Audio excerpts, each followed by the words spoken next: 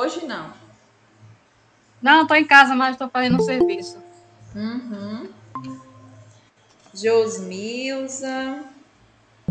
Oi, Oi, meu amor, tudo bem? tudo bem? Eu queria fazer uma pergunta. O Sebrae está aberto para pessoal Sim. com pagamento? Até 3 da tarde hoje, Sol. Boa tarde, Ilana. Meu Deus, não Boa acredito. tarde, Simone. Mas, Josmilza, você pode falar com as meninas pelo WhatsApp, que aí elas mandam um boleto para você não precisar ir lá, entendeu? Aí a pessoa não, aí se ela mandar um boleto e a pessoa só conseguir fazer o pagamento segunda-feira. Então, aí Aí, você explica para ela que tá com o valor que iria hoje, mas está em aula e não dá tempo de você chegar até lá. Aí ela gera para segunda, acredito que dá certo. Fale no WhatsApp. Boa tarde, professora. Boa tarde, Jane. Você mas Olá, aí professora. Boa tarde. eu vou sair, vou tentar resolver isso e volto. tá, eu vou mandar aí para o grupo o número do financeiro, certo? Para ficar mais fácil para você. Você tem o número delas? Eu falei aqui com uma, mas só ficou um risquinho no WhatsApp. Foi? Veja Foi. se foi o número que eu lhe mandei. Eu vou mandar de novo, viu?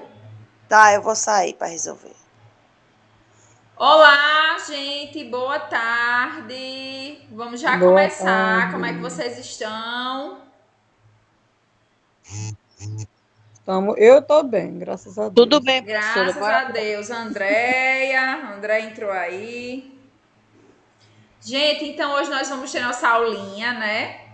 Se Deus quiser, será muito boa. Vamos com tudo. A Evanúzia também tá aí. Boa tarde, professora. Boa tarde, Evanúzia, tudo bem? Tudo bem, graças a Deus. Que bom. Josenilda entrou agora, Lenilda. Boa tarde, Lenilda. Beleza, Vitória já coloquei. Gente, então vamos lá, certo? Hoje nós vamos trabalhar aqui só para que a gente... Josineide Galdino chegou agora. Só para a gente se organizar, né? Como a gente já conversou sobre isso semana passada, a gente teve aí a renovação do decreto. E aí, por isso que ainda estamos dessa maneira. A governadora ela vai ter que se pronunciar até agora, sábado que vem. E a gente espera que esse próximo sábado ocorra a liberação, já que já liberou as crianças, né? E aí o intuito é que se libere gradativamente. Então a gente, com certeza, se Deus quiser, vão ser contemplados. E aí vocês fiquem observando. A gente, obviamente, vai informar para vocês, tá? Mas se tudo der certo, sábado que vem a gente já vai estar em sala de aula, certo? Então a gente já vai estar presencial, dependendo, obviamente, aí dessa decisão. Cleisiane, boa tarde. Tarde. Gente, então, semana passada a gente trabalhou aí a parte de ostomias, né? Na verdade, foi uma aula que a gente tinha começado a trabalhar sobre isso na semana retrasada, só que ficou muito assunto. Vocês viram que é um conteúdo que tem muita coisa pra gente comentar, muitos detalhes. Então, a gente detalhou bem semana passada, fizemos uma aula só sobre isso. E aí, hoje, o intuito de hoje é que a gente trabalhe os 2 capítulos seguintes a esse, né? Porque já fazem 2 semanas que a gente estava aí naquele capítulo que trabalha a parte de curativos junto com ostomias. Então, a gente vai dar uma adiantadinha agora e nós vamos seguir para os nossos próximos 2 capítulos que falam sobre a parte de emergências no domicílio, que é bem legal também, coisas bem importantes para a gente discutir. Dayana chegou agora. Oi, Dayana, boa tarde, mulher. Tava sentindo sua falta por aqui. Boa tarde, Ilana. Como vai? Não Tô tinha bem. entrado no online, eu ficava, meu Deus, cadê ela? Que bom que está aqui, acompanha aí conosco. Tá Boa certo. tarde, Ana Paula. Seja bem-vinda. Beleza, gente. Então vamos lá. Peguem aí o livrinho de vocês. Nós estamos aí, como a gente já conversou, a gente estava no capítulo 6 ainda semana passada, que era a parte de ostomias. Agora a gente vai focar e vamos trabalhar o 7 e 8, tá? Então a gente vai comentar uma série de situações que podem acontecer com o nosso paciente, situações que vão requerer de vocês agilidade e atitudes, né? Por isso que a gente fala que são urgências e emergências que vão acontecer no domicílio com esse paciente. Então, hoje a gente vai discutir o que é uma convulsão, vamos discutir um desmaio, o que fazer nessas situações, tá? Vamos falar um pouquinho também sobre alguns acidentes com animais peçonhentos. Então, tem muita coisa para a gente discutir, para a gente tirar dúvida e para vocês participarem. Já sabem como funciona, né? Vou projetar o meu slide para vocês e vocês vão acompanhando e com dúvidas, algo assim, vocês já vão falando que a gente já vai conversando. Gostei muito da aula passada, foi uma aula que participaram, interagiram. Então, participem dessas também. Bora lá, deixa eu...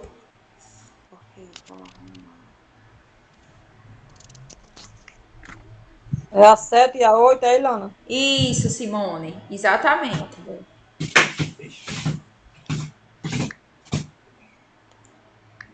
Bora lá, meu povo. Então, o capítulo 7 é um capítulo que fala pra gente... Deixa eu botar aqui. Estão vendo, né, meu slide? Tô vendo. Sim, né? Certo. Então, vamos lá.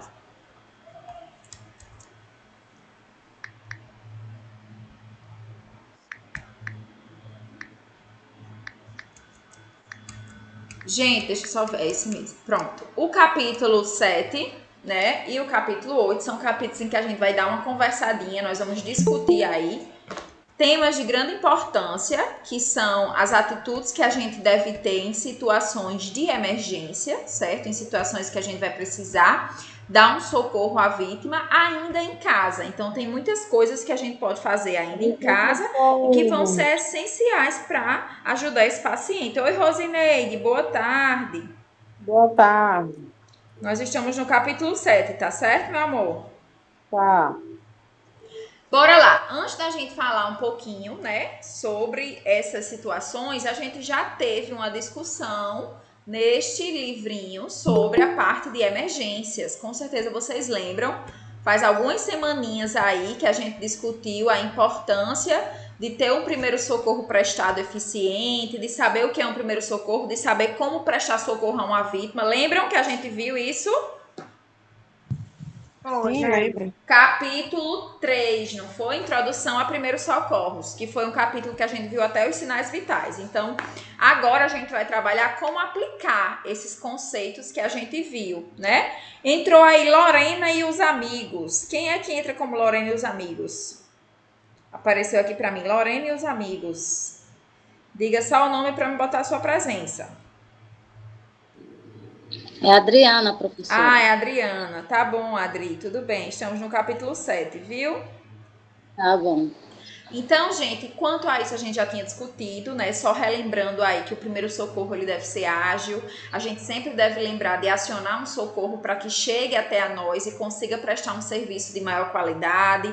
Então, lembrar aí dos números, né? Que a gente pode acionar para nos ajudar, bombeiros, polícia, SAMU, a Defesa Civil aí em casos de grandes acidentes, né? Vocês viram aí, acho que vocês com certeza viram no noticiário essa semana que a gente teve aí uma explosão lá nas Rocas, né? Vocês viram isso? Eu vi, professor. Bem triste, né? Vi. Foi ontem, pela manhã, acordei com esse noticiário. E aí, a importância da gente saber acionar os serviços, e a Defesa Civil, naquele caso, por ter ali, né, risco de desmoronamento, desabamento, também é um serviço que a gente precisa lembrar de acionar. Mas, de fato, se lembrar aí dos principais, que obviamente é o SAMU, que é para socorrer o nosso paciente, com certeza já vai fazer muita coisa. Oi, Nilma, boa tarde. Boa tarde, professora. Boa tarde a todas. Nilma, nós estamos no capítulo 7, viu? Certo. Então, gente, como é que você se comportaria numa situação de emergência, né? A gente tende a ficar mais nervoso, a gente tende a ficar mais apreensivo, a gente conversou sobre isso lá no capítulo 3, mas é importante que a gente mantenha calma, né? Que a gente saiba o que vai fazer, e é o que eu sempre digo para vocês. Quanto mais eu estudo, quanto mais eu sei como agir, quanto mais eu entendo o que está acontecendo com o meu paciente, mais calma eu vou ficar. É claro que a adrenalina do momento, o nervosismo do momento, ela vai existir. Eu tenho 7 anos de formada. Até hoje, quando acontecem situações de emergência, eu me sinto ainda nervosa, eu me sinto ainda com adrenalina, e isso não vai mudar nunca, porque a adrenalina, esse nervosismo que faz a gente agir. mas a gente não pode ficar paralisado, que é o que geralmente acontece quando a gente não sabe o que fazer, quando a gente não tem conhecimento sobre a situação. Então, o intuito aqui da aula de hoje é que vocês tenham uma noção de todas essas situações e que saibam o que fazer no engasgo, num desmaio, numa crise convulsiva, né? Entender o que é uma crise convulsiva, entender o que é um desmaio, para a gente conseguir trazer melhor assistência para esse nosso paciente. Objetivos dos primeiros socorros vocês já sabem, né? A gente viu lá no capítulo 3, que é sempre, obviamente, tentar preservar a vida do nosso paciente, reduzir o sofrimento, as complicações, né? Que aquele evento ele possa causar. Então, às vezes, uma queda que não tem uma assistência correta vira um problema mais sério, porque movimenta a vítima e teria um risco de fratura de coluna ali, e o paciente pode até ficar sem andar por causa da prestação de socorro que foi errada, né? Então, por todos esses motivos aí é que a gente precisa ter noção do que pode acontecer com o nosso paciente em casa. Então, vamos começar discutindo, né? Algo que muitas de vocês já podem ter vivenciado, devem conhecer alguém que já convulsionou, já devem ter vivenciado alguma cena de uma crise convulsiva. Alguém aqui convive com alguém, tem algum familiar que tem convulsão? Que já teve alguma crise ou já presenciou na rua, viu alguém convulsionando? Eu tenho um filho, professora, que tem, Lenilda. Pronto, Lenilda tem um filho que sofre de crises convulsivas, né? Eu já vi, é horrível a situação. Isso, Se machuca. exatamente. A minha irmã teve com febre. Com febre alta, né? Exatamente. A gente vai vai... dar com dor na barriga ou dor de cabeça. Ele tem algum diagnóstico já, Lenilda? De alguma síndrome? Já ele faz tratamento. Já. Ah, tá.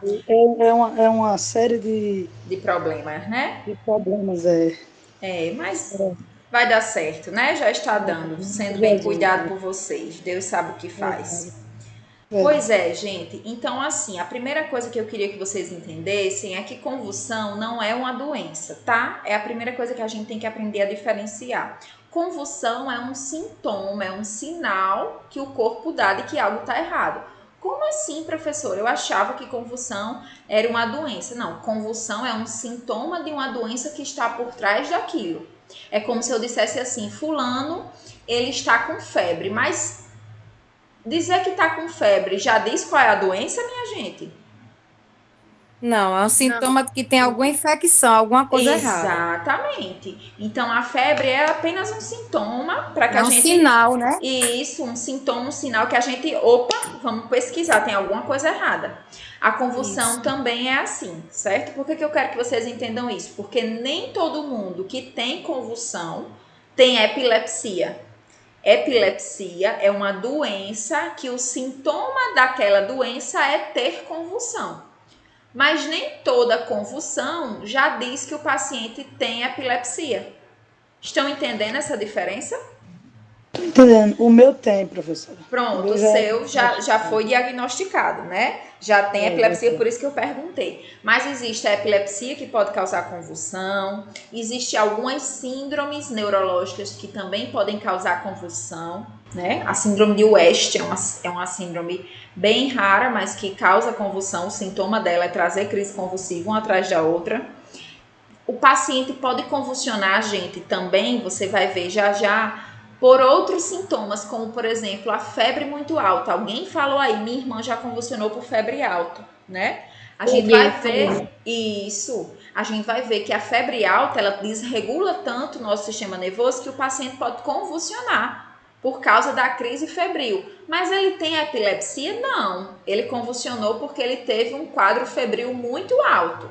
O que não quer dizer que ele possa desenvolver, depois ele pode desenvolver. Mas você tendo uma convulsão só, foi por causa de uma febre, foi porque você teve intoxicação com alguma droga, algo desse tipo, não já lhe dá o diagnóstico de epilepsia. A epilepsia é quando o paciente tem várias crises, né? Geralmente muito pertinhas uma da outra e não tem uma causa por trás. Não foi algo que aconteceu que levou a essa crise. As crises ela acontecem ao acaso, então não foi uma febre, não foi uma batida na cabeça, não é um tumor que ele tem no cérebro. Ele convulsiona porque ele tem a epilepsia.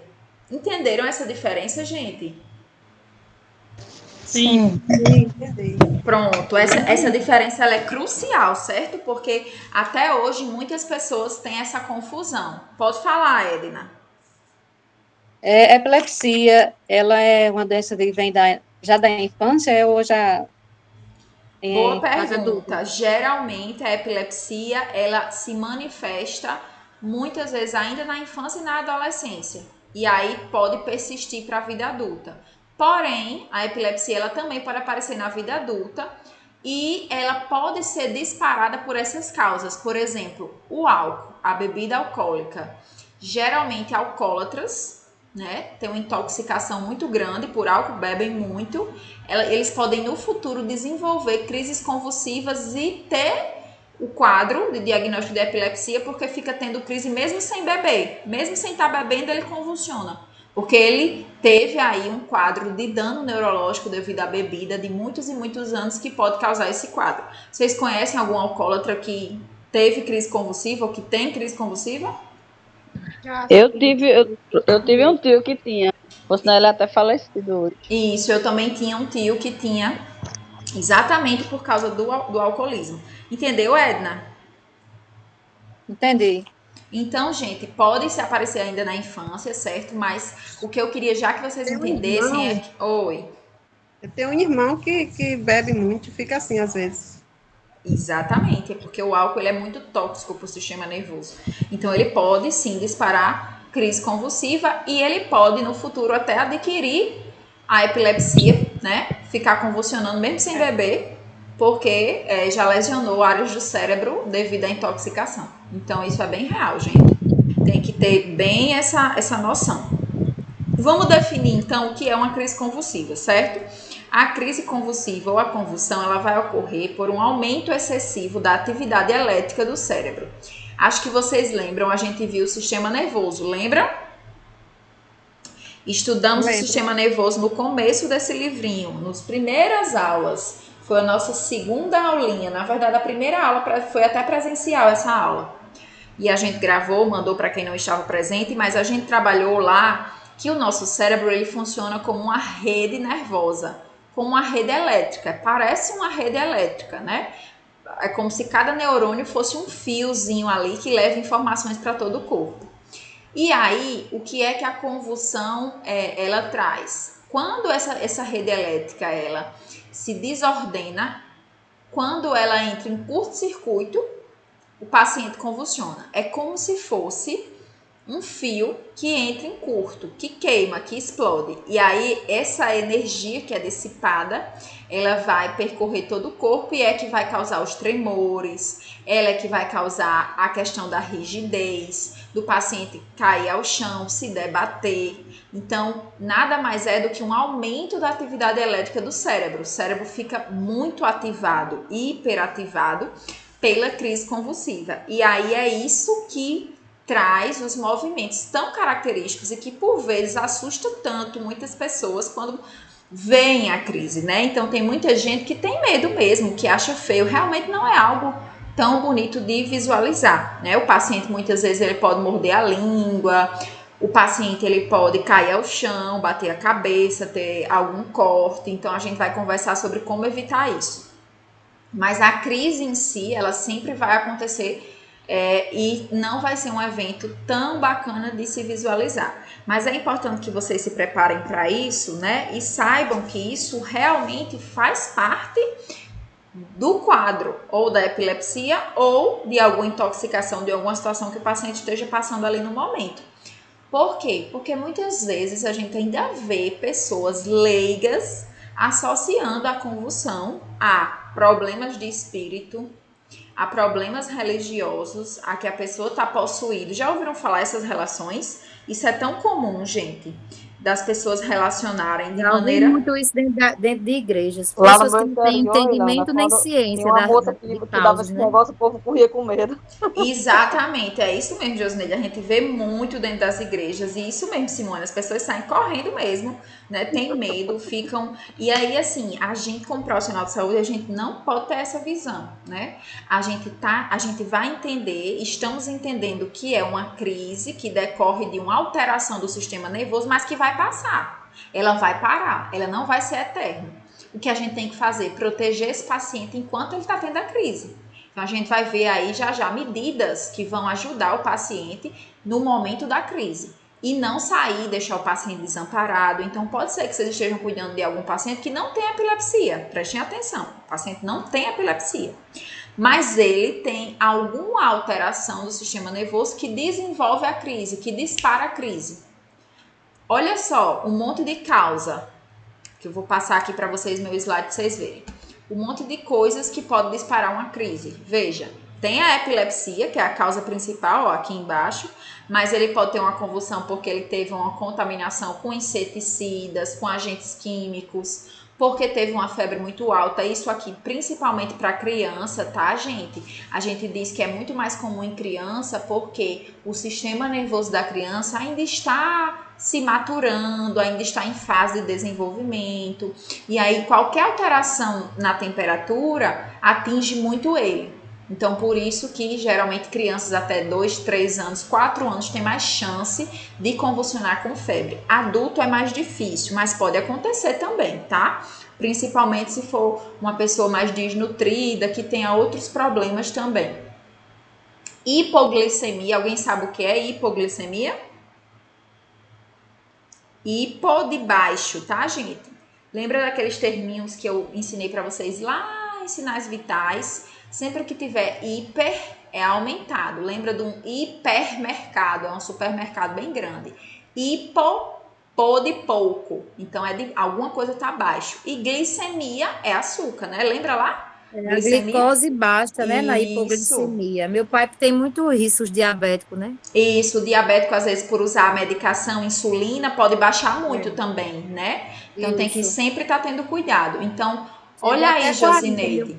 Pois é, então veja que é um fator de risco para poder ter uma crise. Que Deus me livre, baixe demais, pode disparar uma crise convulsiva no seu pai, né? Então, a gente tem que ter muito cuidado, atenção aos pacientes que usam insulina, que já são diabéticos, né? Porque a gente associa a diabetes, que uma das próximas aulas a gente vai entender o que é diabetes, né? Diabetes. Vocês vão ver que é o capítulo 12, tá já chegando nele. E aí vocês vão ver lá em diabetes que o paciente que é diabético, a gente só lembra do açúcar em excesso. Tem muito açúcar. Mas quando ele começa o tratamento, principalmente com insulina, tem risco de baixar muito. E se baixa muito, ele pode ficar suando, tonto, desmaiar, até chegar até uma crise de convulsão. Então, atentem-se aos seus pacientes que têm aí diabetes e que usam principalmente insulina, que tem essa característica de baixar mais rápido, tá? Outra coisa importante para a gente discutir na hipoglicemia, dietas muito restritas, minha gente. Aquelas modelos que passam muito tempo sem comer e tudo, se baixar muito a glicose no sangue, ela também pode ter uma crise convulsiva. Não porque ela tem epilepsia, veja bem, mas porque ela teve um quadro de hipoglicemia. Então, falta glicose no sangue, falta glicose também no cérebro. Aí o cérebro dispara a crise. Porque falta lá comidinha para ele, falta glicose, açúcar, e o cérebro da gente não vive sem açúcar. Então, essa também é outra causa muito comum, viu, de disparar convulsão. Traumatismos na cabeça, uma hemorragia na cabeça, um edema na cabeça, um tumor, qualquer coisa, obviamente, que faça compressão no cérebro, né, gente? Então, o paciente sofreu uma pancada muito grande na cabeça, caiu de uma rede, uma criança, ou um idoso caiu de uma cama, caiu no banheiro, bateu a cabeça, tem que estar observando, visualizando, porque nas primeiras, principalmente 72 horas, né, aqueles 3 dias seguidos, pode se formar um hematoma ali, pode se formar alguma coisa, pode disparar uma convulsão. Então, tem que estar de olho também nesse paciente que caiu, que sofreu esse impacto. Tumor na cabeça, minha gente. Isso é muito comum. O paciente descobre que tem um tumor na cabeça porque começa a ter crise convulsiva.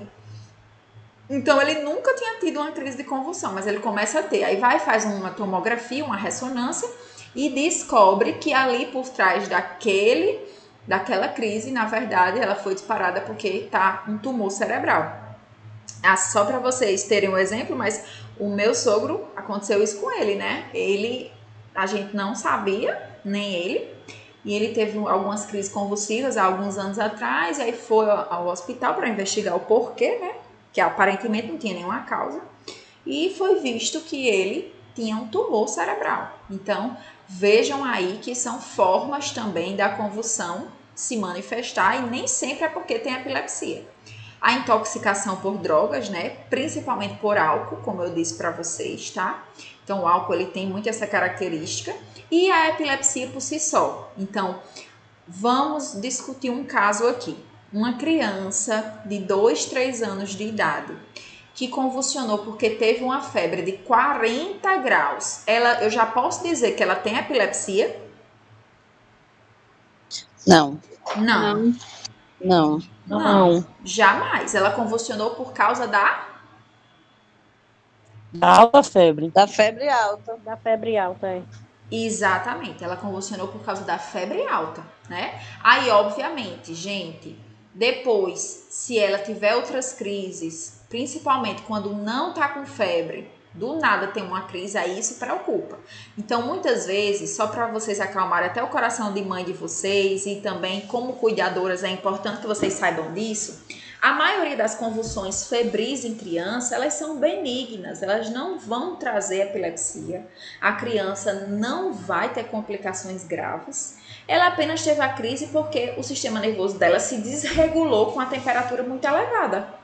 Ali é só ficar observando, às vezes o médico pode passar alguma medicação para casa só para dar aquele controle nos primeiros dias, mas muitas vezes se a criança principalmente não apresentar um novo episódio, não existe nenhuma consequência grave para ela. Diferente de eu ter uma criança que está lá brincando com um coleguinha, não está com febre e convulsiona do nada. Aí, nesses casos, é mais grave, a gente tem que investigar, né, o porquê aconteceu aquilo, porque não teve nenhuma causa. Oi. A minha sobrinha, hoje ela já tem 16 anos, mas ela com 2 anos, ela teve convulsão, sem febre, sem nada. Uhum. Aí a mãe dela levou pro médico, ficou monitorando durante 2 anos, Sim. como medicação, porque de vez em quando ela tinha, convulsionava. Só que depois de 2 anos acabou, não teve mais nada. Exatamente. Quem tá falando, E hoje- que eu não consigo ver aqui, É Jane. Jane, vou lhe explicar o que acontece. Lembra que eu falei para você que o sistema nervoso da criança ainda está em desenvolvimento, né? Tem essa parte Sim. plástica, né? Quando eu digo plástica é porque ela ainda está se expandindo, ainda tem plasticidez, ainda se expande. E aí, por isso também que quando a criança é muito pequenininha e tem crise mesmo sem ter febre ou outra causa, a gente ainda também não pode afirmar que ela já tem epilepsia. Eu vou só observar. Se ela não tiver mais nenhuma crise, ou se conseguir controlar com a medicação por 1, 2 anos, se suspende a medicação e essa criança vai viver normalmente. Ali aconteceu alguma desregulação no momento do desenvolvimento neurológico dela mesmo que disparou aquilo, entendeu? Então, não necessariamente é porque ela tinha epilepsia ou tinha alguma coisa. Às vezes é é raro, né? Mas às vezes acontece por causa do desenvolvimento neurológico mesmo. Alguma coisinha ali, vamos supor, algum fiozinho encostou no outro errado e causou aquilo. Mas aí, se realmente, entendam, gente, é muito melhor que a gente tenha uma crise convulsiva durante a infância do que já adulto. Porque o nosso cérebro, quando criança, tem a capacidade de se regenerar muito rápido. E foi isso que deve ter acontecido com ela, né? Hoje, com certeza, ela nem toma mais medicação, né? Não, toma nela. Tomou por 2 anos e parou. Acabou. Isso. Graças a Deus. É uma menina inteligente, saudável, bem robusta. Exatamente, graças a Deus. Então, isso foi muito bom ela ter dito, porque além da crise convulsiva, a criança pode ter? Pode. Mas vejam, é muito mais preocupante o caso que ela contou. Então, com certeza, o médico deve ter feito exames, fez tomografia ou uma ressonância, algum exame da cabeça mesmo para ver, do que se fosse uma situação... Ela fez tudo. Isso. Do que se fosse, por exemplo, outra situação da criancinha que chegou com 40 graus. Essa criança com 40 graus, que teve uma convulsão, que chegou no pronto-socorro, mas que depois da crise está lá super bem, baixou a febre, vai precisar fazer ressonância, tomografia? Não, né? Aí, às vezes, os pais ficam danados com o médico. Esse médico sabe de nada, eu quero fazer um exame da cabeça desse menino, porque não tem... né? Alguns, às vezes, até passa para a família ficar mais tranquila. Mas, de fato, quem merece o exame é essa sobrinha de Jane, que realmente convulsionou sem ter uma causa base por trás. Mas quando eu tenho uma situação de febre alta, que é muito comum em criança, O normal é que essa criança não tenha complicação nenhuma. Isso aconteceu por causa da febre, não porque ela tem um outro problema por trás. Ficou claro, meu povo? Sim, Juliana, muitas vezes os pais ficam preocupados que a criança fica com febre. Muitas vezes é febre emocional também, né? Vamos lá. Edna, não foi? Edna, é o seguinte, a gente tem que primeiro entender, lembrem lá da aula de sinais vitais, né? A nossa aula de sinais vitais, a gente viu que febre é a partir de 37,8. O primeiro ponto é que muitas mães nem sabem quanto é febre. Se a criança fica com 37, já quer dar medicação, achando que a criança já está com febre. E a gente lembra mais uma vez que toda medicação ela tem seu risco de toxicidade, então a gente tem que evitar ao máximo fazer medicação à toa. Quanto à questão da febre emocional, ela realmente existe, né? Mas muitas vezes ela está mais relacionada a adultos, porque a gente que tem essas emoções mais afloradas, né, ou adolescentes, a criança ela pode ter quadros febris? Pode, mas depois de um evento muito traumático para ela. Então, ela sofreu uma pancada, uma queda, foi depois de um acidente, ela viu alguém morrer, viu alguém baleado, entende? Um evento muito traumático que pode trazer isso. O que pode acontecer na criança é insolação. Isso é uma coisa que às vezes parece que é febre, mas não é. A criança passa o dia na praia, brincando no sol, né? Ou mesmo em casa, num dia muito quente, desidrata muito fácil, a gente vai conversar já sobre desidratação, e pode ficar com o corpo mais quente. Na verdade, ali é porque ela está com uma situação de inalou muito calor, irradiou muito calor, teve acesso, contato com temperaturas muito grandes. Isso realmente também pode confundir, certo? Certo. Gente, eu vou mandar esse slide, aí se vocês quiserem anotar em casa essas causas, vocês anotam. Aí no livro de vocês não tem, tá? Mas eu sempre gosto de trazer a mais para justamente vocês terem essa visão. Porque se eu chegasse aqui só explicando que era convulsão, vocês iam ter a noção que toda vez que a pessoa convulsionar já tem epilepsia e vocês estão vendo que não é isso. Vamos então agora, de fato, para o foco da aula, o cerne da aula, que é entender o que fazer. Né? Então, eu já entendi o que é, eu já entendi quais são as causas aparentes, agora eu vou entender o que é que eu posso fazer para ajudar essa pessoa, essa criança que está convulsionando. Primeira coisa é tentar manter a calma, né, gente? Primeiro porque você já sabe o que está acontecendo, você já sabe que é passageiro, as crises geralmente elas duram menos de 1 minuto, no máximo 2, 3 minutos. Eu tô resolvendo um negócio aqui da minha mãe no hospital, mas eu tô ouvindo tudo que você tá falando, viu? Tá certo, sim senhora. Então, gente, as crises elas não são tão duradouras, inclusive, tá? Isso também é um sinal de alerta para vocês. Se vocês estiverem presenciando uma crise que já está durando muito tempo, 15, 20 minutos, essa pessoa realmente vai precisar ir para o hospital urgente, né? Porque não é normal durar tanto tempo assim, tá? Ela pode estar em mal epilético, que a gente chama, né? Que é quando a crise ela não para e ela vai precisar de medicação na veia, ela vai precisar de cuidado, oxigênio para poder ficar bem. Então, geralmente as crises elas são curtas, tá? Elas não demoram tanto. Então, já sabendo o que é, você vai fazer o quê? Se você perceber que o paciente vai cair e estiver perto, primeiro tente amparar a queda dele, certo? Então, ele vai perder a consciência, ele vai cair aonde tiver, seja em cima de um fogão, seja em cima de um colchão, seja no chão, onde ele estiver, ele vai cair. Então, se você puder já amparar a queda para impedir que ele caia com tudo no chão, já vai ser muito bom. Caso isso não aconteça, ele já esteja ao chão ou no ambiente que ele está se debatendo, tente afastar objetos que possam machucá-lo. Então, qualquer coisa pontiaguda, né? Uma quina de uma mesa, um vidro, um objeto pérfuro cortante, afasta, porque a crise, o tremor, às vezes é tão grande que pode sim machucar ele, né? A cabeça, gente, a cabeça é outra região que a gente deveria sempre tentar proteger. A gente não segura a cabeça, tá? Eu não posso segurar o paciente, impedir a crise. Não é para amarrar ele, nem abraçar ele, não. Deixa o tremor acontecer. Ali está ocorrendo um disparo de energia. Então, não é para você segurar, nem tentar impedir a crise, não. Até porque você não vai conseguir, só vai se machucar e machucar o paciente. Você vai tentar proteger a cabeça dele como? Bota um travesseiro na cabeça, bota sua bolsa, algo macio, ou fica segurando assim levemente, né, com as mãos mesmo, para impedir que a cabeça fique batendo ao chão e machuque, certo? Outra medida muito eficaz é folgar as roupas, tá? Então você vai abrir a roupa do paciente, se tiver com uma calça, enfim, com a camiseta, o que for, folgar para ele respirar melhor, tá? Para ele ficar com o ar passando pelo pulmão com mais facilidade. É normal que tenha uma certa asfixia nesse momento, certo?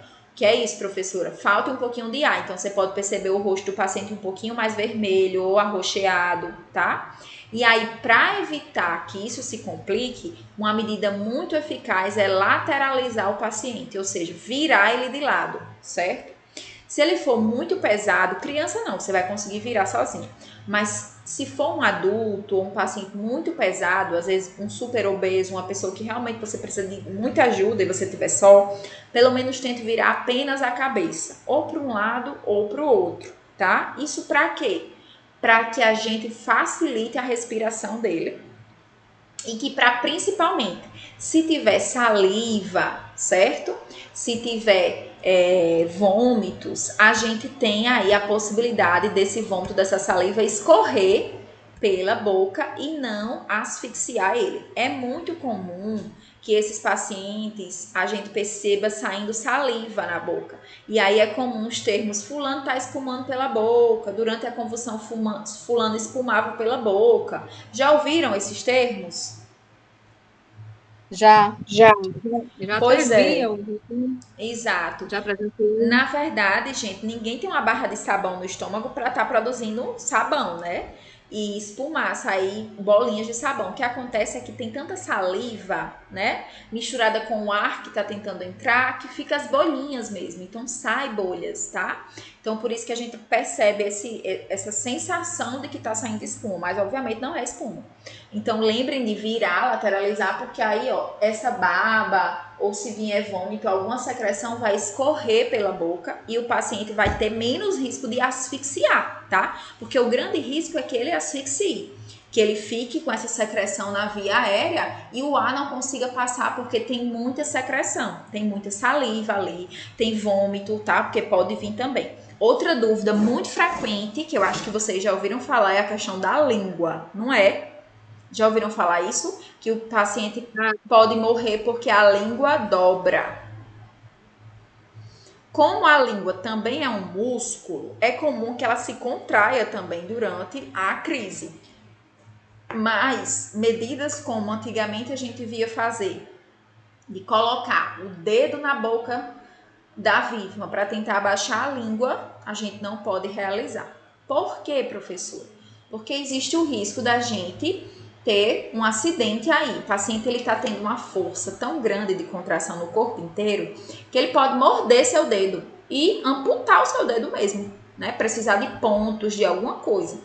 Então, na hora do banho, eu sempre digo isso para vocês. Vocês lembram lá da aula de banho que eu disse, não bote o dedo na boca do paciente. Mas aqui, mais ainda que vocês não podem botar. No banho, a gente até ainda aceita, porque o paciente vai estar consciente lá, sabendo o que está fazendo. Mas na crise, ele não tem consciência nenhuma. Então, ele pode sim morder com muita força, fechar e acontecer um acidente. Então, o que a gente vai fazer? Outra coisa, sim, outra medida também, que eu vejo muito, é botando pano na boca, alguma coisa para ele morder. E aí, obviamente, se eu boto algo na boca, eu também impeço a passagem do ar. Então, quando a gente está tendo uma crise convulsiva, o paciente ele vai passar a respirar tanto pelo nariz quanto pela boca. E se eu impeço a passagem do ar pela boca, eu posso também sufocar o paciente. Então, também não podemos fazer essa manobra. O que a gente vai fazer é lateralizar a cabeça dele e ficar aguardando a crise finalizar, certo? Então, medidas efetivas, jogar água no rosto, botar para cheirar alguma coisa, botar um lençol na boca, Não, a gente não recomenda fazer isso por riscos de aspiração, nem mesmo botar o dedo na boca. A não ser que ele esteja com algum objeto na boca durante a crise, vamos supor, estava comendo, ficou o garfo aqui na boca, né? E você tira. Estava tomando um suco com um canudo, ficou um canudo lá. Aí a gente retira, né? Puxando por fora, obviamente para não ser outro objeto dele se engasgar. Mas não é para tirar nada, nem botar a mão na boca dele não, porque tem esse risco muito grande, viu, gente? E aí a gente evita fazendo isso. Todo mundo entendeu, então, o que é que a gente faz? Aí, deixa eu discutir outra coisa. Aí vem a questão, vou ou não para o pronto-socorro? né? Uma questão que a gente pensa, liga ou não para SAMU? Se for a primeira crise, faça isso, certo? Então, se o seu paciente nunca convulsionou, se você não sabia que ele tinha uma doença por trás que causava convulsão, é necessário uma avaliação médica. Então, primeira crise da vida da pessoa, ou primeira crise que você presencia, você não sabe do histórico dele, não sabe que ele tem alguma doença que possa causar, leve ao pronto-socorro ou ligue para o SAMU, tá? O SAMU também, nesses casos, podem ser acionados. Agora, se o seu paciente já tem, pronto, Lenilda falou que o filho dela, infelizmente, né, ela já sabe que tem crises e tudo mais, então ela já tem noção de como manejar. Quando ele tem a crise, muitas vezes ela não vai até o hospital ou ao pronto-socorro, ela já sabe que faz parte da doença.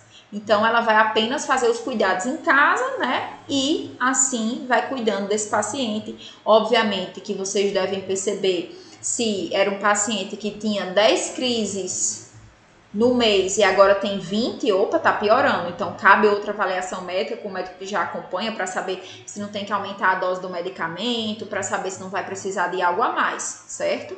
Mas o manejo da convulsão, ele é dessa forma. Depois da crise, quando a crise terminar, você vai apenas deixar o paciente descansar, né? Conversar com ele, explicar o que aconteceu, porque muitas vezes eles podem voltar um pouco desorientados. Isso, claro, se for um paciente que tenha consciência, né? Se for um paciente já que não tenha mais consciência, que a doença, né, já tem outra doença por trás, que ele não saiba nem o que está fazendo, não precisa explicar nem nada disso. Mas um paciente que é consciente e tudo, cabe a gente conversar, o senhor teve uma crise, mas está tudo bem, já está tudo bem, a gente já está aqui com você, né? Tentar acalmá-lo para que ele não fique tão aflito. Desmaio, meu povo, desmaio é outra situação muito comum também, que pode acontecer em casa, né? A gente tá lá com o nosso paciente e o paciente, desmaiar. O que é que a gente faz com desmaio? No desmaio, gente, a gente vai primeiro entender que um desmaio é algo que pode acontecer com qualquer um de nós. Desmaio não significa doença, né? Desmaio é um evento onde o paciente vai ter uma perda de consciência muito curta, por um período muito pequeno, certo? E essa perda de consciência momentânea, ela pode se dar também por várias causas por trás, tá? Então, o desmaio, ele geralmente dura segundos ou alguns minutos. É algo bem rápido, mas que também é interessante a gente investigar o que está por trás desse desmaio. Causas, olha, também diversas. Eu posso desmaiar porque eu tive um estresse muito grande, porque eu tô com muito calor, tá muito quente, desidratado, então eu posso desmaiar. Eu posso desmaiar porque eu bebi muito, entro em coma alcoólico, desmaio, perdo a consciência. Posso desmaiar porque eu passei por algum trauma emocional, algum medo muito forte, alguma queda de pressão, né? A pressão, quando baixa, a gente também pode desmaiar. O nível de açúcar, gente, também, né? A questão de baixar muito. Eu disse para vocês que pode dar convulsão, mas geralmente antes do paciente convulsionar, ele vai ficar tonto, vai dizer para você que está com vontade de desmaiar, né? Sentindo que vai desmaiar. Desidratação, pacientes que são muito sensíveis, né? Podem, por ficar muito tempo em pé, cansar muito e chegar a desmaiar também. Pacientes que têm aí já uma labirintite, algo por trás, se levanta muito rápido da cama, principalmente no período da noite, às vezes pode cair e desmaiar, né? Pode desmaiar por qualquer situação dessa aí, um esforço físico muito grande, altas temperaturas, até tosse, crises de tosse muito grande podem disparar isso em pessoas mais sensíveis. Então vejam que também como na convulsão, aqui nós temos várias causas, né? E é importante sempre que o paciente desmaia, a gente pensar o porquê que desmaiou. Ah, não, porque faz muito tempo que ele comeu. Comeu, só almoçou ontem, não jantou nem tomou café, já faz mais de 24 horas que não come. Tá fraco, desmaiou, ok. Ah, não, desmaiou porque tá muito quente, muito calor, ele realmente desmaiou. Isso também pode acontecer. Mas o que é que então a gente faz em caso de desmaio? Em caso de desmaio, gente, não vale a questão de cheirar perfume, de cheirar álcool, viu? De botar água na cara do paciente, jogar água. A gente vê muito em novela, em filme isso, né? A substância volátil, que é o perfume, que é o éter, essas substâncias mais fortes, o que é que elas fazem? Elas sensibilizam o nosso sistema respiratório, né? E pelo paciente estar inconsciente, ele não vai ter a noção do quanto ele está inspirando aquela substância. E aquilo pode intoxicá-lo. Então, a medida mais efetiva que a gente tem para realmente ser eficaz e ajudar o paciente a retornar do desmaio é melhorar a oxigenação cerebral. Geralmente, numa crise de desmaio, é como se o cérebro apagasse, né? Enquanto lá na convulsão ele está muito ativado, hiperativado, aqui é como se ele apagasse um pouquinho, faltasse ali quantidade de oxigênio, de quantidade de sangue suficiente no cérebro. E aí, o que é que eu faço? Vamos melhorar a volta desse sangue para o cérebro. Então, existem duas manobras. Uma que a gente mais faz quando o paciente desmaia e cai ao chão, já está deitado, fica mais fácil, né? A gente deita o paciente, deixa ele lá deitado, como ele já caiu, lateraliza a cabeça, justamente a questão do vômito, é aquela mesma ideia do vômito, da saliva, né, para proteger as vias aéreas. E a gente vai elevar os membros. Então, vejam aqui nessa figurinha, tem aí no livro de vocês também, a gente faz aí essa manobra de elevar o membro. Por quê? Porque quando a gente eleva as pernas, o sangue volta lá dos pés mais rápido para o coração. O coração, então, consegue bombear esse sangue tranquilamente, oxigena ele no pulmão e manda para o cérebro. Então, esse retorno venoso, esse retorno de sangue que é facilitado com a elevação das pernas, ele auxilia na volta rápida do quadro de desmaio. Como também, se o paciente desmaiar sentado, certo? Ou se você conseguir botar a vítima sentada, você pode colocar a cabeça dela entre as pernas, desse jeito que está aí na figura do livro e aqui no slide. O que é que acontece? Aqui é como se a gente também estivesse facilitando a chegada de sangue no cérebro. Por quê? Porque eu vou baixar minha cabeça na altura do coração, ó, veja. Então, como eu baixo a cabeça fica mais baixa que o coração, o sangue também desce para ela, né? E com certeza vai oxigenar melhor o cérebro e o paciente também pode voltar mais rápido do desmaio. Então, as medidas que a gente faz para auxiliar o paciente no momento do desmaio são essas. O paciente está na casa, você está cuidando dele, desmaiou, faz essas manobras aqui, né? Se está demorando, não volta, já tem 5 minutos, 10 minutos, liga para a SAMU, bota esse paciente em um transporte, se possível, leva para algum local, porque possivelmente aí não foi só um desmaio, né? Aí pode ter alguma coisa por trás. Então, lembrem disso, o desmaio, ele é rápido. A gente tem a volta em segundos, em minutos, 1, 2 minutinhos, o paciente por volta. Alguém aqui já desmaiou? Já. Eu nunca desmaiei. Já. Deus me perdoe, mas eu queria ver a sensação. Eu Como já, é. eu desmaiei por causa que o meu médico segurando o corte que meu filho levou. Olha aí, a medrosa com medo de sangue. O coração Não, eu de já mãe. desmaiei, Eu já estava na cama do hospital, era eu. Alguém ia falar também, eu, alguma coisa. Não, eu quando na gravidez da minha filha, eu tive alguns desmaios. Mas já Já apaguei a passou, 18. né? Graças a Deus, ela já está com 18. Pode falar. E lá, depois de um desmaio, no meu caso, acontecia muito comigo. Após o desmaio, quando eu retornava, dava sempre da ânsia de vômito. Por que isso? Aí tem que ver a causa, né, do desmaio. Se a causa do desmaio estiver relacionado com crises de enxaqueca ou com a pressão que baixou demais, né, geralmente ela dá essa ânsia de vômito mesmo. Nem todo desmaio ele volta com essa ânsia de vômito, mas alguns quadros específicos, hipoglicemia, que é quando baixa muito o açúcar, quando baixa a pressão ou quando é alguma crise enxaquecosa, tem esse quadro associado à ânsia de vômito. E às vezes o paciente vomita e só melhora depois que vomita mesmo. Bota para fora e alivia, sente-se até melhor. Mas geralmente... Era o meu caso, era a pressão baixa. Pronto, exatamente. Então, como baixa muito, entenda que o organismo, né, as nossas vísceras, quando baixa os batimentos e baixa a pressão, também baixa a oxigenação e o sangue que chega nas vísceras, né, lá no sistema gastrointestinal. Então, isso faz com que também essa região sofra um pouquinho. E aí pode disparar essas ânsias de vômito pós voltar, né? Então, a circulação volta ali ao normal, vai chegando sangue de novo com rapidez lá nas vísceras e aí vem o impacto e vem a ânsia de vômito.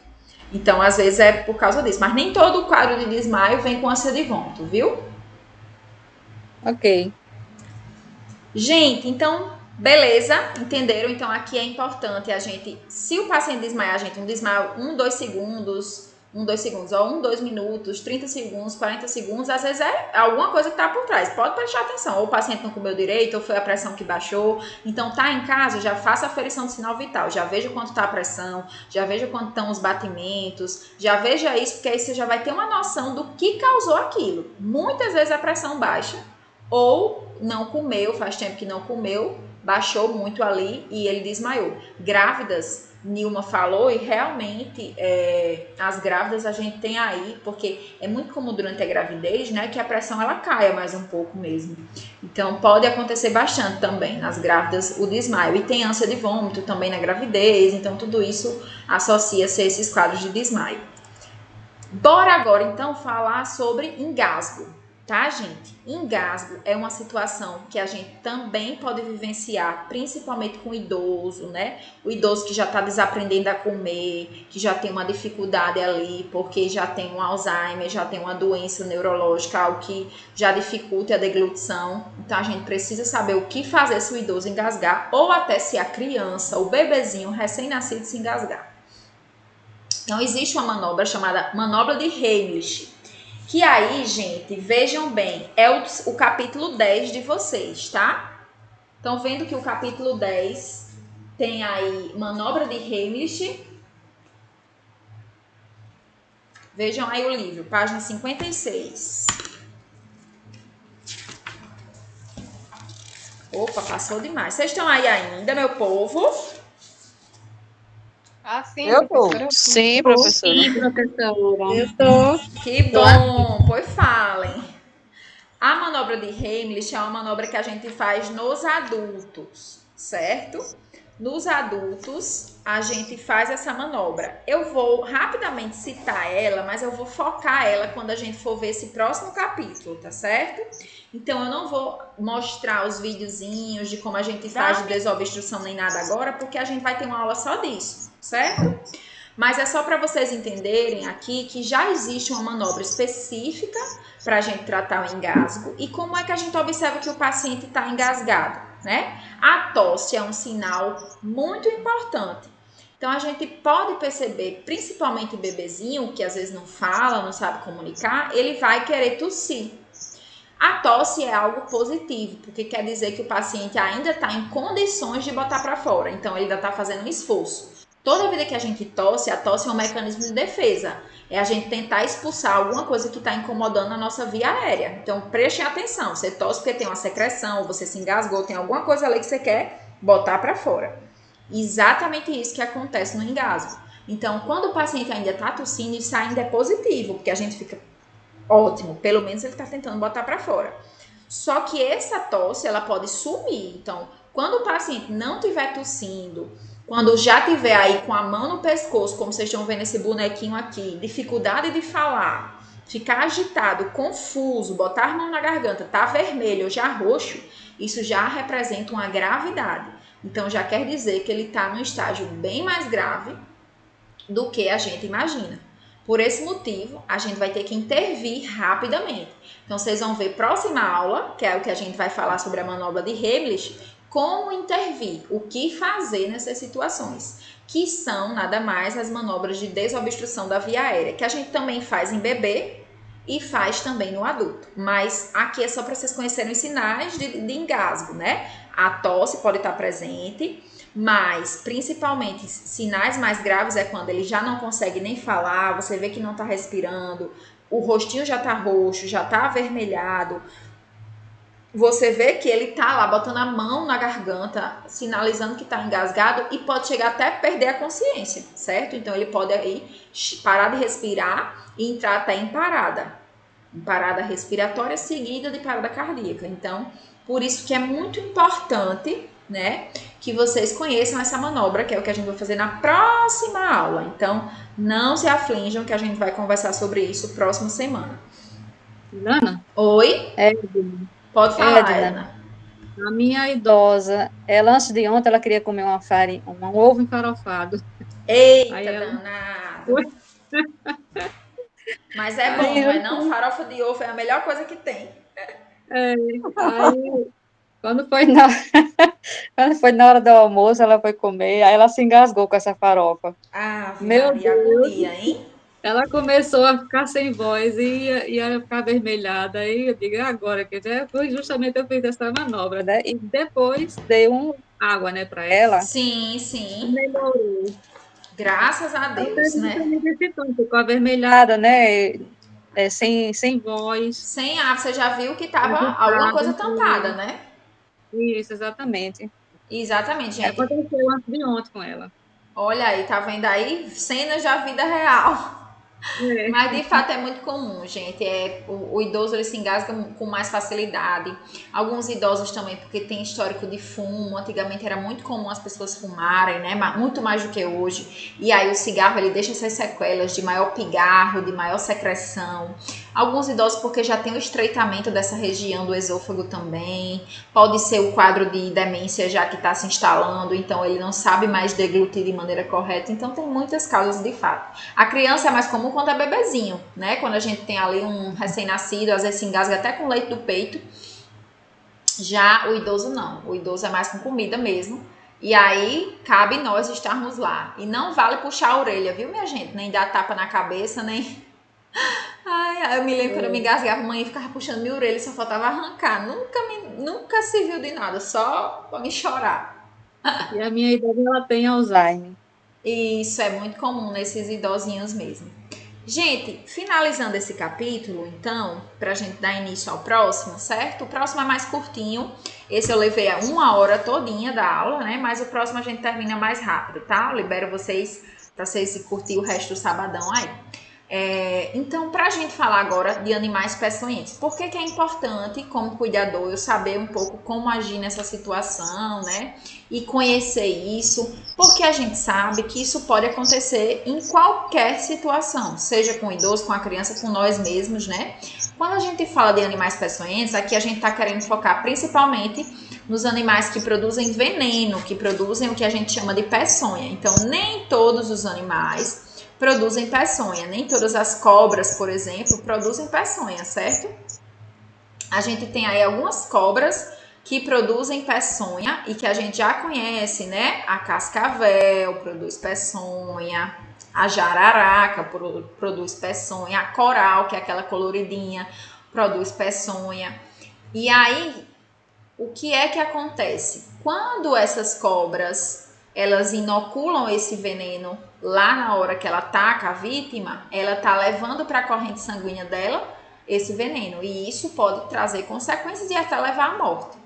Não só acidentes com cobra, gente, mas também acidentes com escorpião, que é muito comum aqui na nossa região, né? Os escorpiões aí, todo mundo aqui com certeza já viu um escorpião aí em casa, em algum local, se não já foram até picados por um. Eu já fui. Pois é. E aí, gente, a gente tem que saber o que fazer, né? As aranhas também se enquadram nisso, mas a gente não tem tanta peçonha em aranha. Acidentes com aranha geralmente são mais brandos, né? E mais raros, mas também pode acontecer. Então, o que é que a gente vai fazer, né? O que é que eu posso fazer? Primeira coisa é lembrar que o ideal, principalmente se for acidente com cobra, é tentar identificar o animal, certo? Porque quando esse paciente tem acidente com cobra, ele vai ter que ir para o hospital. Aqui o de referência é o José do Trigueiro, é o hospital que a gente tem como centro de referência para tratar acidentes com animais, tá?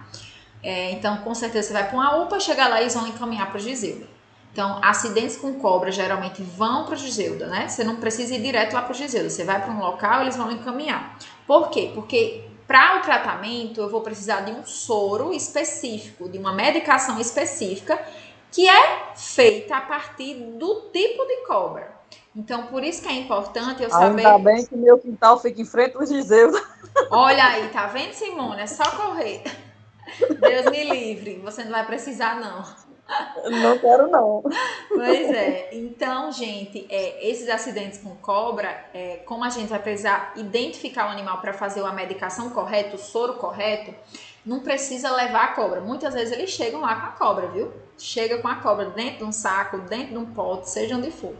Mas não precisa chegar com a cobra, de fato, não. Mas pelo menos dizer, doutor, era colorida, eu acho que era uma coral. Ah, não, tem um chocalho, né? Aí já pensa mais na cascavel. Então, cada tipo de cobra tem uma característica diferente. E aí também o médico, pela avaliação da ferida, de como vai ficar a ferida, ele tem a noção de qual cobra foi, tá? Porque algumas causam mais ferida bolhosa, outras não tem muita reação local, outras vão dar paralisia facial. Então, de acordo com o tipo de veneno, também tem reações diferentes no corpo. Mas, de fato, quando puder identificar o animal falando de cobra, é importante. Já acidentes com escorpião e com aranhas, não precisa desse cuidado de estar levando o escorpião ou a aranha para lá, não. Muitas vezes são acidentes que são mais brandos, que não vão precisar ir para lá, que vão ser tratados no postinho, ou na UPA, ou no pronto-socorro, né? Se for um acidente que está causando apenas dor, que geralmente, principalmente de escorpião, é bem doloroso, dói, fica dormente, arde, vai ser feita a medicação para dor, vai pedir para o paciente ficar observando, no máximo ele vai ficar ali fazendo alguma hidratação, alguma coisa, pode fazer um anestésico local para diminuir a dor e isso. Agora, se o paciente tiver sido picado pelo escorpião e estiver vomitando, tiver crise convulsiva, tiver tendo taquicardia, sudorese, estiver com um quadro mais grave, aí obviamente cabe o encaminhamento para o Giseuda para ele tomar um soro para o veneno de escorpião. Então, nem sempre acidentes com escorpião vão precisar desse cuidado. A maioria dos acidentes com escorpião são leves a moderados. Vai dar aquela dor local que o paciente sente, incomoda, dói bastante, mas depois de tratar a dor fica tudo bem, não tem nenhuma complicação. Mas, de maneira geral, o que é que a gente vai fazer? Por que é importante o repouso, principalmente com acidentes com cobra? Porque quanto mais agitado o paciente fica, mais o veneno circula. É muito comum o paciente estar lá no... Paciente não, né? Estão lá vocês fazendo uma trilha, vamos supor, vocês e algumas amigas. E aí a gente fez uma trilha e tinha uma cobra lá, picou alguém. Essa pessoa ela vai ficar chorando, vai ficar agitada. E isso tudo vai fazer com que esse veneno se espalhe mais. A gente vê muitas ideias, corta lá o ferimento para sugar o veneno, dá cachaça ou derrama cachaça ou álcool lá na ferida. Isso não adianta. O que de fato adianta é a gente deixar o paciente em repouso. Eu posso até lavar o local com água e sabão se eu tiver acesso. Posso fazer uma compressa de gelo também e eu vou levar esse paciente o mais rápido possível para o serviço de emergência. Não é para fazer um torniquete, o que é torniquete? Amarrar lá em volta da ferida, botar vários panos amarrados para achar que vai diminuir a circulação ali e o veneno não circular. Ali, pelo contrário, quando você amarra ali, né, você pode causar uma necrose no local e pode até perder a perna do paciente. Então, não façam isso. E, obviamente, levar esse paciente ao primeiro pronto-socorro, primeiro serviço médico que você encontrar. Então, vejam aí que se for cobra, é interessante identificar o animal, porque cada medicação é específica para o tipo da cobra. Geralmente são acidentes que precisam ser referenciados, encaminhados ao Giseuda. Mas acidentes com aranhas e escorpião, não. Se for só dor local, é só observar, lavar com água e sabão, né? Observar, tratar a dor e somente. Agora, se o paciente começar a apresentar complicações, começar a apresentar dor de cabeça, náusea, vômito, né? Algum outro sinal, febre alta, aí é importante, sim, referenciar ele para lá para ter um tratamento mais adequado. Até às vezes precisa internar, ficar alguns dias lá, porque a quantidade de veneno foi muito grande. Ficou claro isso, gente? Sim, ficou sim. Já sabe, né? Veneno de cobra é gelo, né?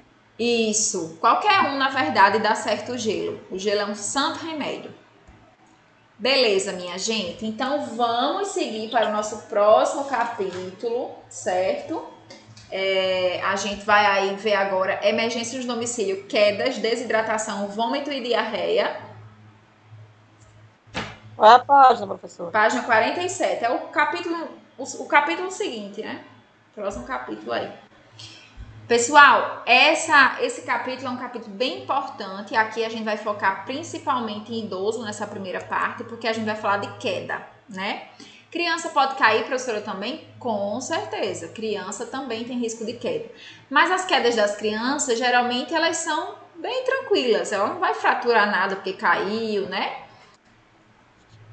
Vai no máximo ter escoriações, fica lá com corte na pele e tudo mais. Coisa de criança de infância mesmo, que é comum e que a gente Não pode impedir que a criança brinque e tenha esses momentos. Mas quando a gente fala de gravidade de queda, a gente lembra principalmente do idoso, né? Lembrem que o idoso ele tem muitos fatores que contribuem para a queda. Primeiro, com o envelhecimento, a gente vai tendo mais rigidez muscular, nossos ossos não são os mesmos, são mais frágeis, né? Pode ter, inclusive, o aparecimento da osteoporose, que é a deficiência de cálcio, deixa nossos ossos porosos, ficam igual uma esponjazinha, então não tem mais tanta força quanto tinha antes. A rigidez muscular que eu já comentei, as articulações não são mais as mesmas, né? Então pode ter artrite, artrose, vai ter dor. Isso tudo causa dificuldade de mobilidade, dificuldade de movimentação. E se tem dificuldade de movimentação, obviamente tem mais risco de queda. Além dessas dificuldades, gente, de mobilização, nós também precisamos lembrar que muitos idosos têm outras doenças associadas que aumentam o risco de queda, né? Doenças que podem causar tontura, como labirintite, como pressão, alteração da pressão, como alteração da glicemia, né? O diabetes. Então, isso tudo aumenta o risco, né? Ele realmente vai ter mais instabilidade postural, vai ter mais risco de ficar tonto e mais risco de cair, né? Outro ponto importantíssimo, a visão. A gente sabe que nem todo paciente idoso ela enxerga bem. É muito comum nossa visão ela ir sendo prejudicada com o envelhecimento. Isso traz, obviamente, também o risco de queda. A gente não enxerga bem o ambiente, né? Então, o idoso ele tem mais risco de tropeçar, de cair em um objeto que ele não tinha percebido porque não enxergou direito. E um ponto mais importante ainda, que muitas vezes não é tão discutido, mas que eu queria levantar, é a questão do uso de medicamentos. Geralmente, o paciente idoso ele toma múltiplas medicações, muitas medicações. E muitas vezes, dentro dessas medicações, nós temos aí a presença de medicamentos que são para sedar o paciente, que são para ajudar ele para dormir, para deixar ele mais calmo. E são medicações que também podem trazer o efeito colateral de tontura, de queda. Então, por isso que a gente tem que ter muito cuidado, né? Percebeu que o idosinho está mais sonolento hoje, talvez não dormiu bem à noite, no outro dia o efeito da medicação vai fazer de dia, ele vai querer dormir de dia, vai ter o risco de queda aí. Então, sempre lembrem aí da importância da gente estar aí de olho nessas situações. Se viu que a medicação está deixando ele muito sedado, está deixando ele com muito sono, opa, esse é o momento de tentar intervir, de conversar com o médico. Às vezes a medicação está sendo com uma dose muito maior, está tendo alguma consequência aí por trás, então é bem importante a gente fazer esse cuidado. E aí, como é que a gente faz para fazer essa parte preventiva? Como é que eu vou intervir para fazer esse cuidado mais intensivo? Primeira coisa, eliminar tudo que possa ser obstáculo. Então, é a organização do ambiente. Vocês vão ver que as medidas preventivas é organizar o ambiente dele. Então, tirar sapatos do chão, tapetes que ele possa cair ou que possa escorregar, né? De preferência, instalar corrimão, suportes para ele segurar, acessórios de segurança, tudo para amparar ele, para que ele não tenha risco de cair. Se ele anda com dificuldade, não tem problema nenhum usar uma bengalinha, usar um andador, o que for para auxiliá-lo e evitar que ele tenha esse risco maior. Sapatos. Olha essa senhorinha, olha o sapato dela, gente. Isso aí tá adequado? Não. Ela quer ser vaidosa, né? A bichinha, acho que ela tem muita a vontade dela de ficar sempre arrumadinha, mas ela tá com um salto alto e se ela precisa de bengala é porque ela tem dificuldade de se locomover. Então, de fato, esse sapatinho aí é lindo, fofinho, mas a gente evita os solados, principalmente antiderrapantes e sem salto, né? Fechadinho, ok, tá? Sapato fechado, não vai escorregar do pé, mas tá um salto do tamanho do mundo que para ela não é adequado. A iluminação, né? Sempre bom a gente investir na iluminação para ajudar o paciente a enxergar direito o ambiente em que ele está. E se for um idoso independente, ou seja, um idoso que ainda se troque sozinho, que ainda pega seus objetos sozinho, nunca deixe as roupas, né? As coisas dele num local de difícil acesso, muito alto, ou que ele precise abrir muitas portas, justamente para que ele consiga pegar só sem o risco de subir em algum local para pegar uma toalha ou de fato uma roupa e cair e tropeçar. Então deixem sempre as coisas de fácil acesso. Ok, falamos do como evitar, mas e se acontecer? O que fazer, né? Então, claro que o paciente ele pode cair de uma altura maior, né? Aí vocês estão vendo nessa fotozinha a altura de uma... O paciente estava, né, aí em cima de uma escada, que é pequena, não é tão alta, mas é uma altura que não é mais do próprio corpo, já tem aí uns centímetros, pelo menos meio metro acima, né, da altura dele. E aí já deriva mais gravidade. Quanto mais alto for o local da queda, obviamente, mais risco esse paciente tem. Então, o que é que eu digo para vocês? Se o paciente ele cai da altura dele mesmo, então ele cai no chão, ó, ele tá aqui, ele vai cair aqui, daqui para o chão, ele não tá em cima de nada e cai. Isso é cair da própria altura, que a gente chama a queda de própria altura. Se for de queda de própria altura, né, e você no momento vê que realmente ele está bem, consciente, orientado, né, vamos supor, machucou o braçozinho ali, mas não está reclamando que não está sentindo perna, não está reclamando de dor na região da pelve, de dor na coluna, no pescoço, beleza, gelo no local, curativo lá na ferida que fez, e obviamente se ele tiver um acesso melhor ao médico, é importante fazer um raio-x, algum exame médico, né, o médico pelo menos examinar, mesmo sem exame, mas pelo menos examinar ele para ver se não houve uma complicação a mais. Mas a maioria das quedas da própria altura são quedas que a gente consegue manejar em casa. Então, essa questão de ligar para o socorro é principalmente quando a gente vê um sinal de gravidade. Então, a gente vê um sangramento muito intenso, então cortou a cabeça, cortou o braço, mas está sangrando muito, não está estancando. Ou o paciente caiu, bateu com a cabeça muito forte, bateu com as costas, não está conseguindo mover os pés, está reclamando de dor, opa, aí realmente são sinais de gravidade que vai caber esse paciente precisar de um serviço de emergência, então a gente vai acionar de fato o SAMU, vai tentar deixar essa vítima mais calma possível, né? Não tentar, se vir uma fratura, algum osso exposto, tentar colocar no lugar, a gente não é ortopedista para isso, né? Então é importante a gente não querer fazer o que não cabe a nós e não mover a vítima se for essa de altura maior, né? Como eu disse, quando é da própria altura, muitas vezes a gravidade ela é mínima e vão ser mais escoriações, um roxo, né, uma pancada em um local que vai incomodar. Mas veja bem, às vezes o idoso tem tanta fragilidade, gente, que mesmo queda da própria altura pode fazer uma fratura, tá? Então, já aconteceram muitas vezes de chegar paciente com fêmur fraturado, enfim, com parte do corpo fraturada e caíram, estava sentado numa cadeira, caiu da cadeira para o chão. Então, também não subestimem essa questão, certo? Se for realmente... Oi. Edna, quando eu cheguei para trabalhar na casa dessa idosa, eles têm o costume de botar a extensão no meio da casa, o quarto dela. E também aquela bolinha de naftalina no banheiro, na pia do banheiro. Entendeu? Eu tirei tudo. Quer dizer, ela com demência, ela pode achar aquela bola botar na boca. Botar na boca, exatamente. E se contaminar, né? Um perigo. E até tropeçar mesmo, sabia? Porque aí ele deixa mais escorregadios, pisar em cima dali, enfim, né? Tem esses riscos. Eu tinha colocado uma fita por cima do fio, né? Melhorou, sim. Mas agora eu tirei de vez. É melhor, né? A extensão, fio, às vezes até tapete, mulher. Tapete mesmo, né? A gente às vezes gosta de arrumar a sala, botar um tapete. Ali o pé entra por debaixo do tapete, tropeça e cai. Então, o tapete não é algo bem-vindo, né? Na casa de um idoso, porque realmente tem um risco de queda.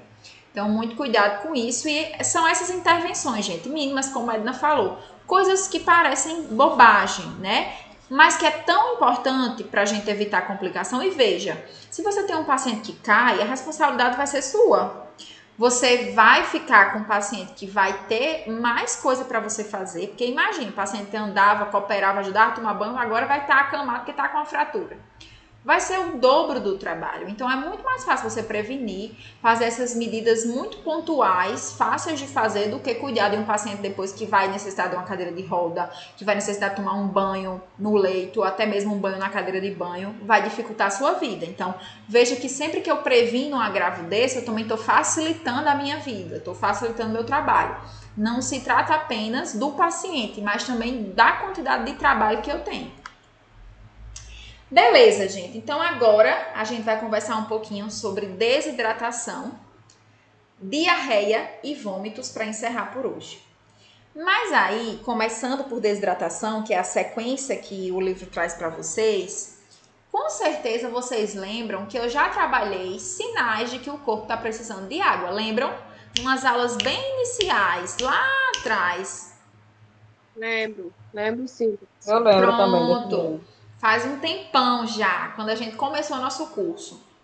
Não é algo que vocês não conheçam. Então, vocês já sabem que o nosso corpo ele precisa de muito teor de água, que o idoso ele tem dificuldade de sinalizar que está com sede ou até mesmo de sentir sede. Então, a gente vai ter que ofertar, independente dele pedir ou não, mesmo que em pequenas quantidades, mas várias vezes no dia, vai chegar na quantidade que você precisar. Toma 2 dedinhos, professora, só. Ótimo. Se ele toma 2 dedinhos, então a cada 20 minutos ele dá 2 dedinhos, né? Então, a gente já sabe que se ele toma pouco de uma vez, tem que ofertar mais vezes no dia. E aí, gente, nosso corpo, obviamente, ele fala. E por que que, então, falar de desidratação é tão importante? Porque a desidratação, ela mata. A desidratação, ela pode matar o idoso e a criança também. Principalmente criança muito novinha, né? Bebê ainda até 1, 2 anos de idade. Eu já vi bebê recém-nascido e bebê com 2 anos e meio morrer em UTI porque adquiriu uma infecção que fez diarreia muito aquosa, muito intensa, perdeu muita água e teve realmente uma morte.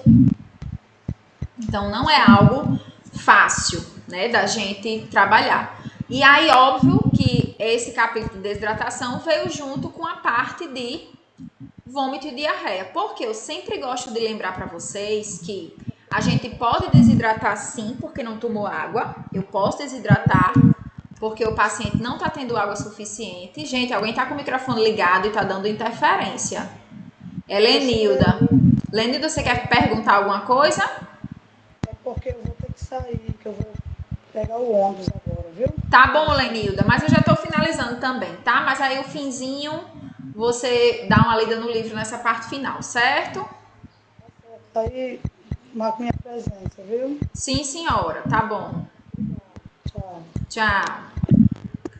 Gente, então voltando aqui para o caso, né? A questão da desidratação é sempre bom a gente relacionar aos quadros de falta de água, falta de ingesta hídrica, mas também, meu povo, não pode esquecer que vômito e diarreia são causas de desidratação. Então, o capítulo traz essas coisas juntas para a gente entender que é muito mais fácil o paciente desidratar porque está com um quadro diarreico ou com vômito, tá? Então, são coisas que vão desidratar muito fácil o organismo, principalmente do idoso e da criança. Quais são os sinais de desidratação, então? Né? Vocês já conhecem alguns, a questão da urina mais concentrada, com pouca quantidade, os olhos que podem ficar mais fundos ou sem brilho, a pele seca, lábio rachado, ressecado, a pressão ela pode cair, né? A boca pode ficar sem brilho, mais pegajosa, mais seca. Então, são sinais gerais que a gente vai observar. O paciente pode ficar mais quietinho, mais sonolento. E, geralmente, gente, quando a gente está falando de uma desidratação grave, tem por trás um quadro ou de vômito ou de diarreia, tá? Então, como falei, vou repetir. Pode desidratar só porque não toma água direito? Pode.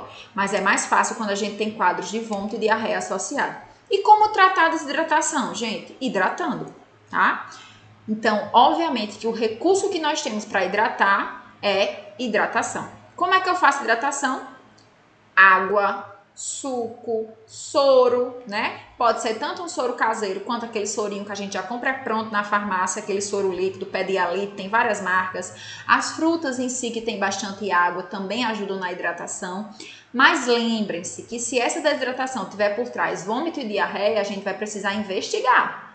Então, atenção se não melhora, né? Atenção que às vezes não só a hidratação vai dar conta, às vezes tem por trás alguma infecção, alguma virose que está causando o vômito, a diarreia. Então, vai ter que tratar essa causa. Claro que eu vou hidratar até o paciente melhorar, mas também tem que procurar a causa disso, porque ninguém vomita nem tem diarreia por acaso, né? Tem alguma coisa por trás. Gosto muito de mostrar essa soluçãozinha do soro caseiro, como preparar o soro caseiro, né? Acho que vocês já devem ter ouvido falar, mas existe essa medida bem simples que a gente pode fazer em casa, que é 1 litro de água para 1 colher de café ou de chá de sal e uma colher de sopa bem cheia de açúcar. Mistura. E aí nós vamos ter 1 litro de soro caseiro feito em casa. Claro, essa água de preferência, né? Fervida, se não for mineral. Deixa esfriar e mistura. Ou a mineral mesmo, que a gente pode utilizar. Gente, isso aqui é um santo remédio que a gente pode utilizar em casa, né? Se tiver uma criança, um idoso, ou nós mesmos vomitando, com diarreia, com alguma virose, sempre ficar tomando esse sorinho, né? Ou até mesmo comprar aquele soro caseiro já pronto na farmácia. O gosto, algumas pessoas não se agradam, não é dos melhores. Eu particularmente gosto, não acho ruim não. Por isso que é bom os da farmácia, para criança principalmente, porque tem sabor de uva, de pêssego, de guaraná, enfim, aí dá uma enganada melhor. Mas, de fato, é realmente hidratação muito efetiva esse sorinho, tá? Esse o da farmácia. E ele ajuda muito, mas também não substitui a água, né? Além disso, dá só água mesmo, dá mais suco, dá mais frutas ricas em água. Vômito, gente. O vômito, obviamente, também o tratamento é hidratação, mas a gente não pode esquecer de buscar a causa, certo? Então, tanto em vômito quanto em diarreia, não adianta eu ficar dando só líquido. Eu tenho que buscar o que é que está acontecendo por trás. Então, a hidratação ela deve acontecer. Às vezes, o quadro é tão severo que só hidratar oral não adianta. Então, o paciente vai precisar internar para ficar tomando no soro lá. Desculpa, na veia, né, o soro. Por quê? Porque ele está desidratado muito, né? Então, só em casa não vai adiantar. Por isso que eu sempre gosto de dizer, percebeu esses sinais aqui, ó? Sinais de desidratação, tá caladinho, criança não faz xixi, tá fazendo cocô e vomitando, mas você vê que a fralda não tem mais xixi, opa, tá muito desidratado, gente. Corre para o hospital, vai para uma UPA, né? Principalmente se tiver outros sintomas associados. Então, tá vomitando, tá com diarreia e tem febre, tá vomitando, tá piorando esse vômito, cada vez vomitando mais rápido. Não fique em casa só hidratando, não, porque isso pode ser sinal de gravidade e aí tem que ser investigado. Como também na diarreia. Então, diarreia e vômito são um sintoma de que algo não tá legal. Então, não é para ficar só em casa hidratando. O tratamento inicial é hidratar, mas precisa de uma avaliação médica. Gosto de botar essa observação porque às vezes o paciente teve uma mudança na dieta e a gente associa aquilo à diarreia. Então, vamos supor que esse paciente começou a comer só pastoso. Passou 2, 3 dias fazendo alimentação só líquida para pastosa. Isso, obviamente, vai deixar as fezes mais liquidificadas, mais pastosas. Então, nem sempre é um quadro diarreico, às vezes tem isso por trás, né? Então, observa também na consistência da alimentação daquele paciente. E aí, obviamente, hidrata o máximo possível e sempre observar esses sinais, se não tem por trás alguma coisa desse tipo. Beleza, meu povo? Beleza. Gente, então finalizamos por hoje, tá? A gente trabalhou aí esses 2 capítulos, não saiam agora, que eu vou fazer a chamada. Alguém participou da Sexta Mais essa semana? Essa turma? Foi muito bacana. Eu tava lá, né? A gente discutiu. Eu também. Foi muito bacana. Quem participou com certeza gostou. A gente falou, tirou dúvidas sobre a questão do Covid. Foi muito bom mesmo. Vacina, exatamente. Essa semana que vem, sexta agora, nós vamos estar aí falando sobre esse caso dessa criança que vocês viram que foi brutalmente, né? Tudo indica pelas investigações, assassinada pelo padrasto e a mãe sabia das agressões. Acho que vocês estão vendo aí na mídia, né? O nome dele era Henry. E a gente vai discutir esse caso no sentido de saber quais são os sinais, eu como cuidadora, né? Quais são os sinais que eu posso observar no meu paciente que podem me dizer que ele está sofrendo uma agressão. Então, o idoso, a criança, né? Principalmente a criança, o idoso às vezes a gente consegue pegar mais fácil, mas e a criança que muitas vezes não fala, que não expressa? Como fazer isso? Então, a gente vai ter até uma convidada especial, uma psicóloga infantil, junto conosco para discutir isso. Então, aguardo a participação de vocês 10 da manhã. Ainda vai ser de modo remoto, né? Porque a gente ainda está sobre Vigor isso. Então, pelo Facebook da escola, mas as meninas estão mandando para vocês. Umas 9 e pouco, quase 10, elas já mandam um link para vocês já irem entrando. Então, eu aguardo a participação de quem puder, certo? Sexta-feira, 10 horas. Professora Rosineide. Professora, pode falar, porque eu entro lá, mas eu falo, eu dou bom dia, Mas se você não me responde, responde todo mundo, menos a mim. Mulher, eu acho que eu não vi, então, porque são tantas pessoas. Sabe quantas pessoas entraram? 800 pessoas. Entra milhões de pessoas porque tá com ciúme. Na próxima, pois olha, sexta-feira, se for eu que estou a primeira, já tá anotado aqui. Rosineide, vou ter que dar o bom dia pra ela. O primeiro bom dia vai ser pra ela. Mas me desculpe, é porque muita gente quando entra, eu não vejo. É muita gente falando. Olha a outra também falando. Não escutei, não. Você nem falou também. Minha gente, vocês são demais. Me desculpem, porque é gente demais mesmo. Aí às vezes a gente não vê, passa rápido, viu? Mas não é por mal, não. Tá Meu marido falou, bicho, ela falou no nome de um bocado de gente, menos do teu. Eita, danado, teu marido também não ajuda, né? Diga a ele que eu vou dar uns cascudos. Quem ia falar aí? Ia perguntar alguma coisa? Você ganhou a sexta, não foi? Ganhou por um elogio? Foi! Ganhei muitos elogios, fiquei muito feliz, gostei muito. Eu vi. Bora lá, meu povo, deixa eu fazer a chamada então para vocês irem terminar o sábado de vocês aí. Adriana. Presente. Ana Paula acabou de sair. Andréia. Presente. Ok. Cleisiane. Mulher, tu tá muito calada, Cleisiane. Tu já é calada, né? Dayana. Presente. Edna. Presente. Evanúzia. Presente. Jane. Josenilda. Josenilda tá calada também hoje. Eu acho que é porque quando. Geralmente ela e a Elisandra que me respondem. A Elisandra não veio. Eu acho que por isso hoje que ela se calou também. Josineide Galdino.